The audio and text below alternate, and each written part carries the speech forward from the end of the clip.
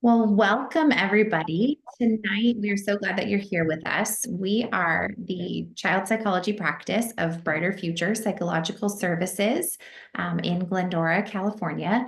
And we are a group of therapists who are here to provide support to parents and families with kids of all ages with a variety of mental health needs. And tonight, we're going to provide some information and some recommendations and guidance on how to best support your kids when they are under some strenuous goals, under pressure. We want to make sure that kids are able to work towards their academic goals and their athletic goals in a way where their mental health and their well-being as a whole supported as best as possible. So tonight we have Chanteri Powell and Bree Scott, who are going to be presenting this information and making sure that you are equipped with the resources you need to support your kids during some of these challenging seasons of life.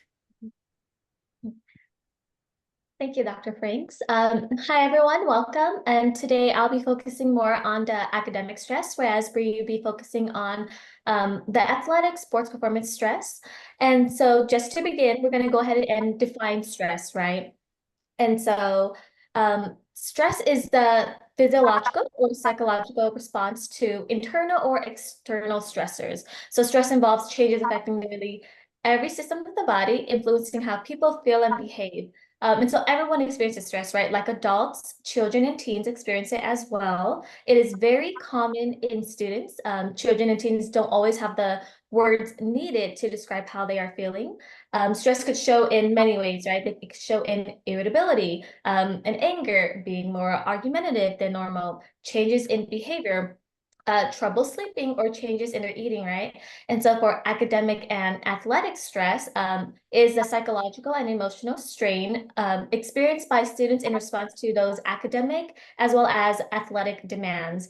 And I do want to note that there are two different types of stress, right? There's bad stress as well as good stress. And so the bad stress is the stress that's harmful to your health.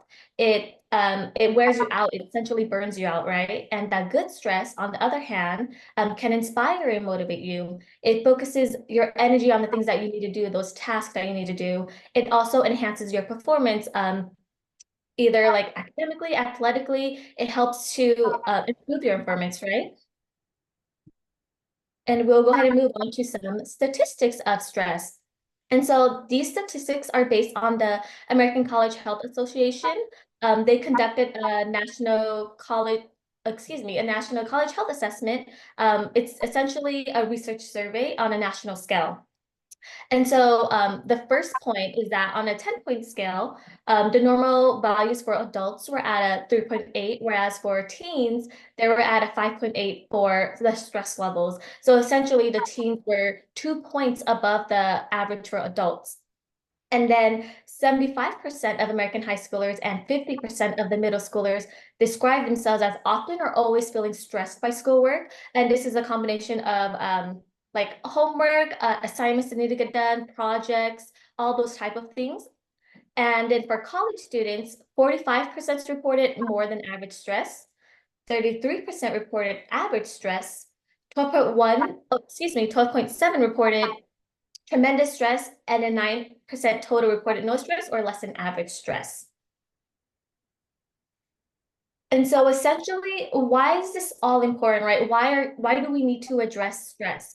And so it's important because we want to address stress now before it turns to what we call chronic stress. So chronic stress is a consistent sense of feeling pressured and overwhelmed over a long period of time. And so below is listed the consequences of chronic stress. And I'm not saying that because, let's say you have chronic stress, you will end up getting all these consequences, right? That's not what I'm saying. There are a variety of reasons that you may get some of these consequences, right? And so one of the first one is physical illness. The next one is anxiety and depression, insufficient sleep, not sleeping well, right?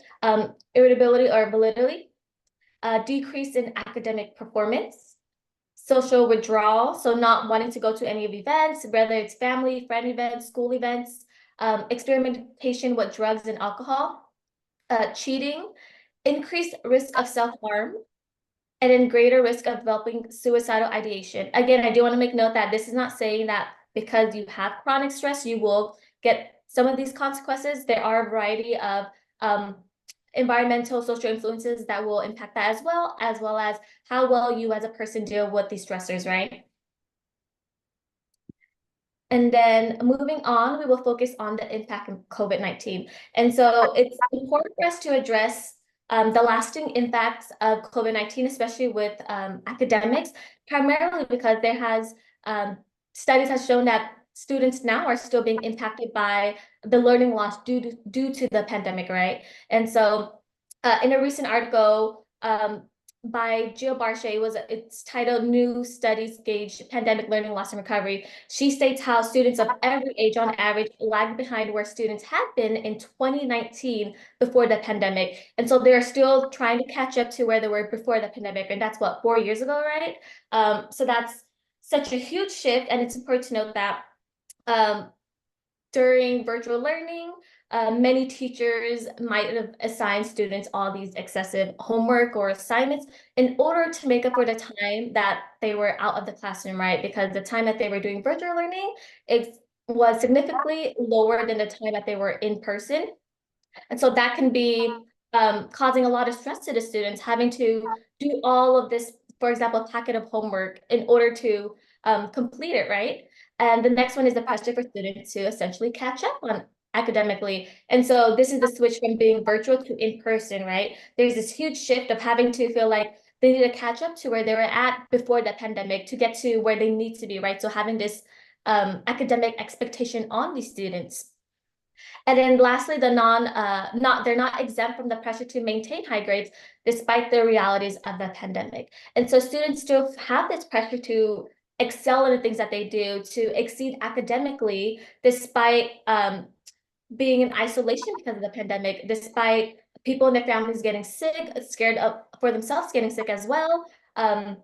Despite not being able to see their friends. So all of these things that they're not normal, right? And so they're still feeling this pressure to have to get the best grades, do really well in school, despite everything that's still going on in them, right?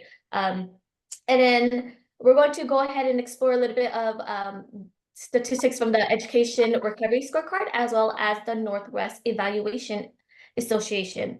And so the Education Recovery Scorecard compares learning loss and recovery at the district level. So it explores the factors that impact students during and after the pandemic. So it's a collaborative research by Harvard and Stanford University, and they found that the average US public school students in grades 3 to 8 lost the equivalent of half a year of learning in math and a quarter of a year in reading. And then the Northwest Evaluation Association is a nonprofit that conducts assessments to measure students' progress and growth in school. They found that the average eighth grader would take 7.4 months to catch up in levels in reading and 9.1 months in math. And it's important to note, especially eighth graders, because now they'd probably be like junior, senior in high school around there, that they'd probably be a little bit behind from pre-pandemic levels of reading and math. And then now we're going to discuss some common contributors of school-related stress. In the next couple slides, I will also discuss the sources of some of the pressures of stress and all of that. But for now, we're going to talk a little bit about those academic demands as well as excessive homework. And so when it comes to academic demands, that's including assignments, homework, projects, those things that teachers are assigning to students that need to get done in like a short limit of time, right? And so many academic demands that they feel a lot of stress from that, right? The next thing is high stakes tests. So this is primarily for those high school students, right? Having or feeling the need to get a really great grade in SATs, ACTs, or AP tests in order to maybe get into those prestigious schools, to stand out and get the best grades to get into the schools that they want to get into, right? And so there's a lot of stress on that because there's a pressure to have to, again, get the best. And then parental expectations, I'll discuss a little bit more about that in the following slide. Poor diet and lack of sleep. This kind of goes into time management, right? where students are getting or feeling like they have all these academic demands, expectations need to meet, they start to uh, not able to manage their time wisely because they're also incorporating all these extracurricular activities they need to get done, right? And so when you have academic demands as well as extracurricular activities, it's very hard for students to try to find those time to take care of themselves. And so that can lead to not having a healthy diet and not being able to sleep well or having a full night's rest in order to fully function the next day or the following days. And then peer relationships, so a lot of comparisons between peers, whether it be from their projects, their exams. There's just a lot of comparisons and ranking with that. And teachers, so this is conflicts and expectations. So when it comes to conflicts, if a student is having conflicts with a teacher, they don't want to be in a class, right? They don't want to feel like the teacher's constantly watching them, right? They want to avoid that. And so there's obviously this stress coming from them because how are they able to function in a classroom where there's conflicts with the teacher, but also expectations from the teacher as students, right? Students may feel like teachers are holding a very high expectation for them. Um, and so they may feel pressure to have to succeed in certain things or areas of their lives, right? And then a lack of preparation. So this also ties into time management. So that's lack of preparation for maybe their homework, their schoolwork, their projects, exams, not being prepared because maybe they need more time to study, right? Or maybe they don't have enough time out of their day to study because of all these other things that they feel like they need to get done. And lastly, the pressure to maintain high grades and fear of failure. That is more on the self. I will also touch base on that in the following slide, but then I do want to note that every individual responds to stresses in different ways. So our ability to cope with stress can depend on a number of things, right? Such as our genetics, early life events, personality, and social and economical circumstances. For example, let's have students who have a busy schedule versus students with an open-ended flexible schedule, right? So some students may thrive when they have busy schedules versus students who may need those open-ended times. And there's obviously a difference, right? And so the way that we respond to stressors, excuse me, kind of depends on certain aspects of our lives. And now we will go ahead and move on to the pressure to succeed from several sources.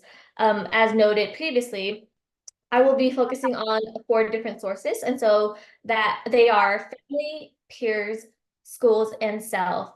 And so with students who place this pressure on themselves to succeed in life in general, right? They're wanting to shine in all aspects of their life. So academics, extracurricular activities, as well as social media. And social media is the way they present themselves online, right? How they want to present themselves. And so the first point is families. And so when we talk about being recognized for our accomplishments, it's what we as parents are conveying to our kids, right?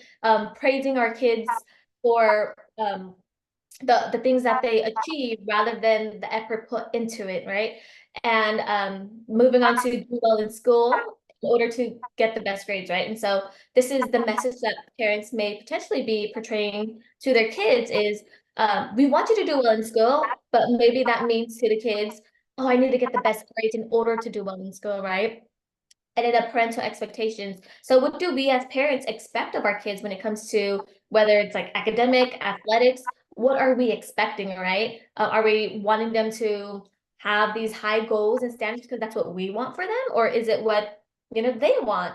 So it's a conversation of what are we as parents wanting our kids um, to achieve? What are we sending a message to a kids, right? What type of message are we sending to them?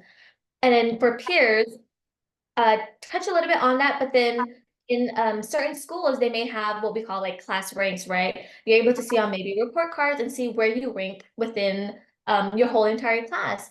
And then once you see that, maybe you start to compare with others. Maybe you want to be number one. So you start to become competitive, right? Once you start to compare, things start to get kind of way out of hand, and that leads to, again, social media. What do you want to portray? So this is another stressful aspect of another stressful area in the kids' life is comparison with other students that they're around, their friends, right? And then for schools, this also ties into class ranks a little bit, but then some schools may seek to have students distinguished, right? Ranking system where they are valedictorian, salutatorian, all these type of things, having students distinguished in those type of ways. And then forcing students to study specific subjects that they may not be interested in. And so these are the type of things where if a student is not interested in learning it, then they don't want to, or they don't want to learn it, right? But they're being forced to learn it. And so that essentially causes stress, because if there's an exam in this particular area, they're going to have to know certain materials, and there's no fun for them in that if they're not enjoying it in a process, right? And one of the most important sources is the kids themselves. And so fear of failure, perfectionism goes hand in hand. And so with that, it's what happens when, we're not meeting the expectations as kids, right? What happens when I'm not meeting that? When I'm so used to getting straight A's, do I feel like a failure? Like, what's going to happen to me, right? And so that causes a lot of stress, because it's fear of failure and wanting to do well as in getting straight A's, getting the best grades that they can. And that leads to grades equal most important. So this goes with what parents are conveying to their kids, right? If they're conveying that they'll be recognized for the grades, then their kids are going to think a grades is the most important. And essentially, if you're conveying money equals success, then the kids are thinking, okay, if I get the best grades, I'm going to get into these prestigious colleges, I'm going to find the best job, and essentially I'll make money, which equals success, right? And so this all ties into that. It's the message that we're portraying to our kids as most important. And the mindset of I can, therefore I must. And so for some kids, they may have this mindset of, if I can take 5 AP courses, of course I will, because then I will stand out, right? Or if I can get the best SAT tutoring, so I must get like a 1400 score. So things that they can do to stand out, they will potentially do it, which increases stress within themselves. And lastly, what can we do to help as parents, right? And so the biggest point is that we want to foster resilience within our kids. And so one of the things that we can do is shifting focus from achievements to character traits. And so drawing attention to kids and praising them for their character traits, and not just those measurable achievements, because essentially we want to work towards what we call unconditional acceptance. So that's making sure the kids are feeling seen and loved for the person that they are at their core, despite all these other things, right? Like if I get a C in something, my parents are still going to love me because they're praising me for all the hard work that I've done, all the effort that I'm putting into something, right? So that's something that we want to shift the focus from. And then communicating values appropriately. So what values are we as parents highlighting to them? Is that in alignment with what we're conveying to them, right? So the messages that we're sending to our kids, and if that's the intended message that we want to send to them, right? And so going back to the grades equal most important, or money equals success. These are some messages that some of these high achieving kids are experiencing. And so that's something we as parents can work on, is what messages are we sending to them? And then hard work and effort over the outcomes. And so something I want to know is that it's okay for kids to have goals, but it's important that we explore those goals with them, right? Explore why it's meaningful to them. What happens when they don't achieve those goals? And so when they don't achieve them, how we as parents respond to them matters, right? If we respond in a very disappointing tone, or with certain facial expressions, they're going to think that it's essentially what's the word? It's like wrong for them to, achieve not the best grades. And so what they want, excuse me, essentially the focus of this is to explore with them why those goals are meaningful for them, as well as addressing what happens when they don't reach those goals. And still, again, showing that unconditional acceptance, showing that love to them, despite everything else, right? And lastly, self-care. This is an important part for kids. How are they taking care of themselves, right? And so 3 of the things that we want to do is first choose things that they want to do, because kids in school often are not allowed that freedom to do things that they want to do, because they have to focus on all these other things that they are forced to do, right? And so having them be able to have the freedom to choose the things that they want to do activities wise. And then having a non-goal oriented activities. So these are things such as taking a walk, painting, reading a book that they want to do versus like a book that's like assigned to them, right? Having them choose the freedom to do these activities that allows them to not have to work towards a certain goal. And then lastly, having an open-ended play. So this encourages children to freely express their imaginations, desires, and creativity. So there's no rules or limits. It allows them to have the freedom to choose what they want, right? Something that they may not often have the opportunity to do in school. And then Bree will go ahead and start talking about, the sports performance and adolescence. Okay, so getting into some of the logistics in terms of mental health and sports. So what we know from the literature is that about 50% of mental health disorders develop prior to the age of 14. So that's when we can kind of see that it correlates with budding adolescence, that time for kids who are transitioning into more of exploring their identity, exploring who they are. They're going through developmental changes, puberty, things like that. And so with that, we can see changes can cause disruptions, which might lead to some of these disorders developing. Sports can create this social sense of belonging or social dissonance that can also impact the development of mental health concerns or illnesses or disorders. So that social belonging piece, what many of you maybe who have kiddos in sports can see that they enjoy seeing their teammates, they enjoy spending time with them on and off the field, being able to create friendships, being able to get exercise, having a team effort towards one goal can be really, really healthy for kids. And it can help with some of that impulsivity that we might see with kiddos or the lack of attention and being able to direct their behavior and energy somewhere. Or we might see the flip side with social dissonance. This comes a little bit more as kids are really understanding who they are, where they fit, what Terry was kind of touching on. Social media plays a role, right? So we can start seeing this comparison of social constructs, of my abilities versus their abilities. Am I feeling a part of the in group or am I on the outside? Am I able to connect with my peers in a healthy way, or do I see them as my competition? And so that can be where we can see some of those mental health illnesses and concerns coming out. We can even see some possible burnout or overtraining with our athletic kiddos. So if they have multiple practices that they're involved in with a week, or they're in multiple sports during the same season, we can see a lot of burnout physically, mentally, emotionally, as they are participating in these things that are meant to be a place of social belonging, are meant to be an outlet for them that they enjoy. Now we're seeing it could be actually the opposite. They could start not to like the sport. And that's where we see some kids maybe choose to not continue their sport in high school or in college because of that possible burnout or overtraining of their muscles, right? It is hard wear and tear on the body. And sports injuries are really difficult to deal with, both physically and emotionally and mentally for kids, worrying about how they might be on the field afterwards, after their injury. We're seeing in the literature that kids are scared to try to their full extent or think that they can't get to the type of achievement or excellence that they had prior to their injury. So we're also seeing that as well.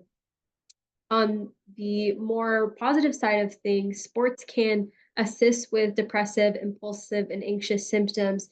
And so for kids who are struggling with a lot of attention issues or having a lot of energy, this can be an outlet for them. Or if they're feeling anxious, right? If they get this sense of social belonging, this might be a area for them that kind of separates their anxiety from themselves, along with some of that depressive symptoms as well.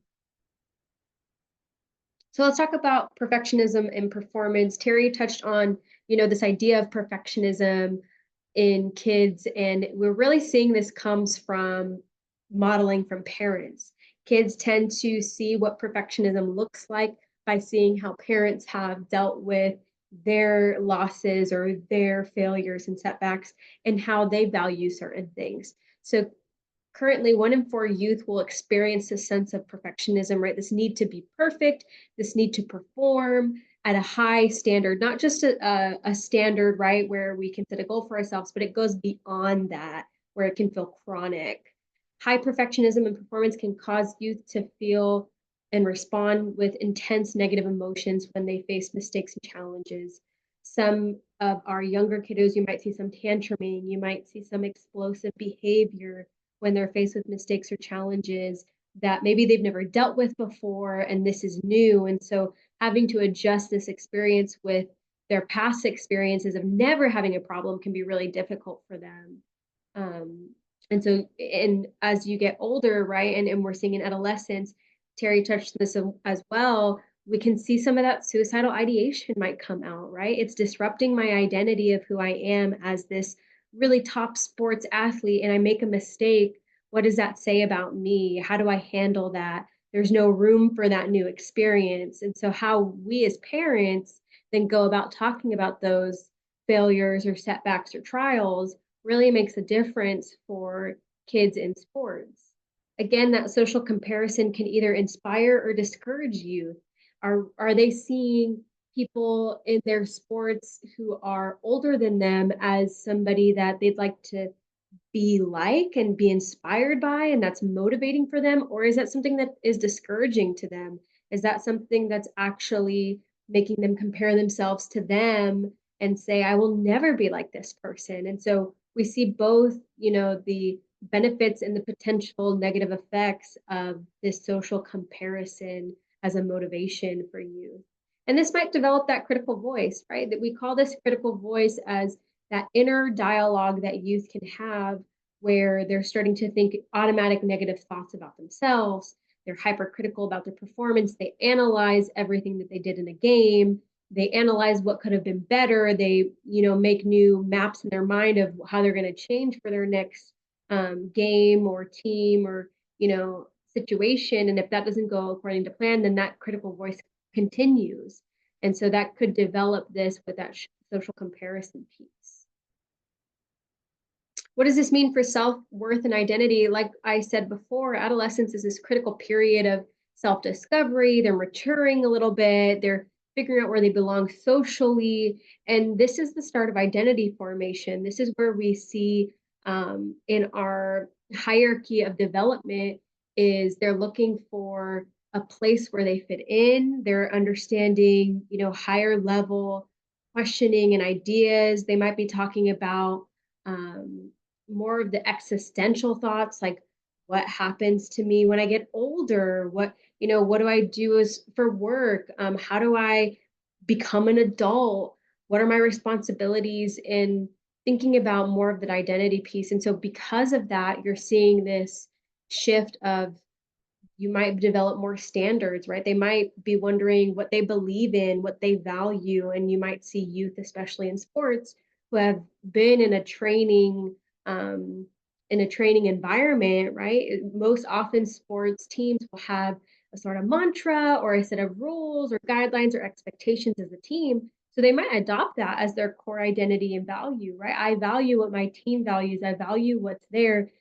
Or they might add to that and say, well, I have even higher standards for myself.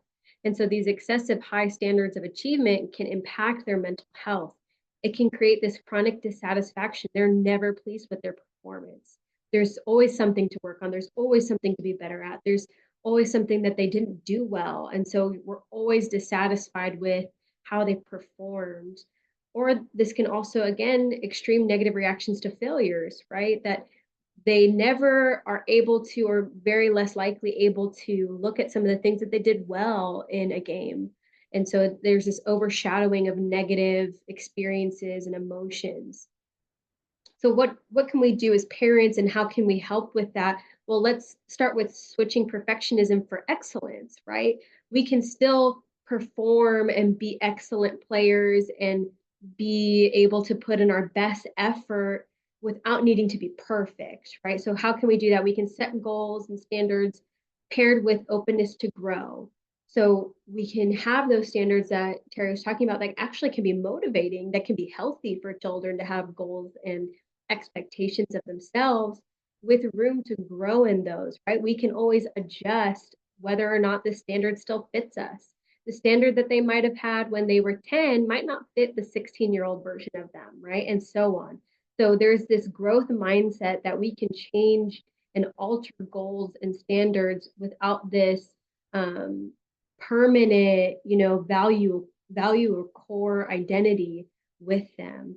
And having those conversations with them, right? Even as parents, modeling these responses to failures and being open about your own. We're seeing that parents who have that open dialogue with kiddos and adolescents are able to better connect with them, and they're able to see their parents be more humanized and see that failures can happen and that you can still be successful and they can still be excellent athletes or excellent students in whatever field they choose. Discussing these failures openly without judgment, but with constructive feedback or encouragement. So as youth are faced with failures, how we then discuss them as parents mean the world to them. They're looking for your confirmation or denial of what they think is true. If our kiddo is going to come up to you and say, I suck at this, they're looking to you to see whether or not you're going to confirm what they're believing. And so that's your opportunity to talk about this openly without judgment, asking questions. Why does that come to mind for you? What's going on with this curious posture, and being able to give that encouragement and give constructive feedback. If youth are looking for how can they grow, we're able to provide that, but in a way that is meant to be productive and build youth up versus develop that critical voice that we were talking about. So in terms of coaching, and later we'll talk about some of that parent involvement, but coaching involvement. So the literature looks at these 3 C's for relationships with coaches and kids. We're looking for closeness, commitment, and complementary. The first, closeness, being this interdependence between coach and athlete. Can we both share care and respect and sympathy and empathy and all of that between one another mutually, right? Can I depend on you as an athlete to be able to give me care and respect and have a space for me? And can you also, as a coach, depend on me to be able to have that environment as well? So we're looking for this mutuality in that coaching relationship. This commitment piece, willingness and dedication of the athlete to maintain a relationship with their coach. So is the athlete based on closeness, right? We should see commitment, that the athlete is dedicated to having a relationship with their coach, is dedicated to hearing what their coach has to say, believing them, right? So if we have this closeness, the athlete is more likely to believe what their coach is telling them and to believe that it's coming from a place of care and concern rather than criticism. And then the following happens, right? Complementary, the quality and cooperation and the actions and the correspondence of goals between the coach and the athlete. So not only do we have closeness, which leads to this commitment of the relationship, but now we're able to both share in the goals as an athlete and a coach, right? I, as an athlete, am bought into the team goals. I'm bought into what's going on. And you're showing me as a coach that you're bought into my personal goals, right? We're able to interact with these 2 different pathways and avenues. And I feel heard and I feel understood as an athlete from my coach. And so if a coach in an environment that is training kids in sports or being involved with kids in sports follow some of these things, it seemed to be really helpful for kids to feel like their sport is enjoyable, that their sport is fun, that they're able to have that social belonging, not just from their peers, but feeling that support from their coaches as well. Now, what can parents do for athletes? So again, we're looking at this conditional regard that some parents have where they provide conditional encouragement or feedback or support to approval, right? So kind of what Terry was talking about, she was talking about unconditional acceptance. This would be the opposite, right? We're seeing in some of the sports arenas that athletes are hard on themselves, but it's even harder when they have their parents either remove their approval if they performed poorly. And so this is that conditional regard, that approval is only given if I meet a certain expectation, to evoke some sort of guilt and shame for the purpose of compliance, for the purpose of hopefully you feeling bad will motivate you. And that's not helpful for anyone, right? You feeling terrible isn't going to maybe motivate you to the extent of you feeling really supported. It might, and we're seeing in the literature that it does create some level of motivation, but it's not long lasting, and it actually is more detrimental to their mindset, to how they view themselves, to how they think parents view them. And so we're seeing that you might get short-term outcomes, but not long-term outcomes or benefits if you use conditional regard. We're also seeing that in controlling parent styles, right? Parents who are over-involved and more motivated than the child. Terry was talking about, having the child pick what they want to do. And so it's really important to focus on what the kids are excited for, what they're bought in for, within reason, right? Within safety and understanding, and talking about if they're really motivated or wanting to do these things. And so we want to avoid being overly involved to the point where we're more excited about a game or a sport that they're involved in and they're not. And this could be problematic for their motivation and self-esteem. If we're too bought in and we are really driving home that they should be doing this sport and doing it this way and practicing this way, that tells them that they're not doing something right and maybe there's something wrong with them. And so we want to make sure we avoid that to cause any problematic instances for their self-esteem and their motivation in the future. Now, some outcomes and coping skills. So what can we do about these things? So some appropriate structure and autonomy in sports, allowing children to mess up, giving room for their trial and error. Most of the times with kids who are younger, they just need some experience with what can I do and how can I try new things. It's almost like experimenting, right? We're seeing what works for them, and they sometimes have to figure it out on their own versus us trying to share with them our thoughts. So giving room for them to experiment on what works for them and feels good for them. We're also seeing with groupthink and camaraderie in sports, how can we create a positive environment for athletes that are young, so that way as they continue to get older, they're able to hang on to this idea of camaraderie and what a team should look like and what teams they want to be a part of. So when they are in a season where they might be encountered with a new team that doesn't have these things, they're able to make those choices on their own and understand their limits and their standards. Some constructive feedback and praise, providing feedback that is conducive and not from emotion. So being able to check our own emotions as parents and coaches and not just spout out what first comes to our mind, but actually modeling and taking a breath, even if we might be frustrated with the plays on the field, even if we're frustrated with the refs, if we're frustrated at the outcome, being able to check our own emotions before responding to youth and giving constructive feedback.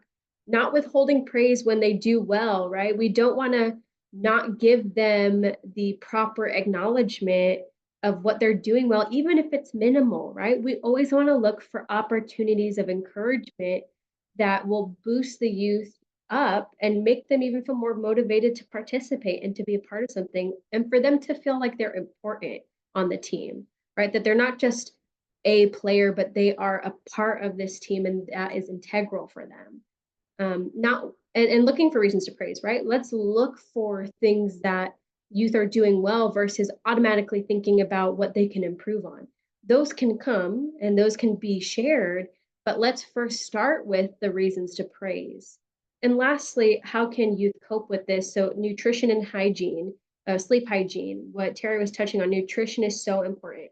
Making sure that they're eating enough as they're having practices, snacks, things that are healthy too, right? We know that in nutrition, you can have 3 meals a day and that still cannot be healthy meals, right? We still might not be getting the proper nutrition we need just because we're eating those 3 meals a day. So making sure it's well balanced, that they're taking in food that is going to give them fuel, make them feel good while they're playing, and being able to maintain that for their body as they're growing, right? Their metabolism is on high alert and they're burning energy really fast. So making sure that they're eating nutritious things. And sleep hygiene, do they have a routine for bed? Are they able to fall asleep quickly? Are they struggling in their sleep? Are they on their phone in the middle of the night? So you might need to set some boundaries on what sleep looks like. When do we start that sleep routine? Are they waking up feeling better? Are they still tired? So you might want to check in with your kiddo. How is their sleep going, especially if they're in the middle of their season or if they're in, the last few rounds of their games and they're in the last two and they're stressed out and they're not sleeping. Um, some of that deep breathing, stretching, muscle relaxation yoga, especially because they're moving so much and they're working out their muscles. We want to really focus on the stretching. Some yoga can be helpful. Not all kids love that, but at least some stretching, right? We want to make sure that their physical body is okay with all of the constant moving that they're having. So being able to maybe even do that as a family, right? Being able to stretch while you're watching a movie or breathing or just kind of doing some muscle relaxation. And then lastly, rest. Having scheduled rest days, so important. We might not think that that's important, or we might think just because they don't have a practice today, that's a rest day. That doesn't necessarily mean that's a rest day. So being able to be intentional about what rest looks like, being able to model to them what rest looks like, parents being able to take a break and show them that you can take a break and the world doesn't fall apart. Easier said than done, but being able to model that so that way they know that it's okay to do that and ask you for a break and ask you for a rest day and to schedule that. And that will help them model this behavior as they grow into adulthood. So that is it for our presentation tonight. Thank you so much for joining us. We will, be available via email and things like that if you have any questions at all, but we appreciate you hanging out with us tonight. Hopefully this was helpful for those who have kiddos or working with kids in both schools, at home, or within the sports world. So thank you so much for joining us.